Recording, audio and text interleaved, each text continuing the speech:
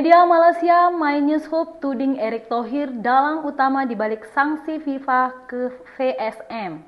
Ia menyebut Ketua Umum PSSI Erick Thohir sebagai dalang dibalik laporan ke FIFA yang membuat Federasi Sepak Bola Malaysia kena sanksi berat.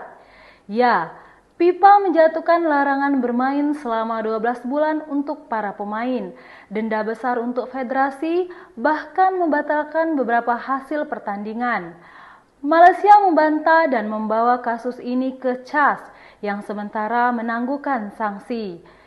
Yang bikin panas, laporan resmi disebut datang dari Vietnam, tapi kini muncul tudingan bahwa ada aktor di balik layar.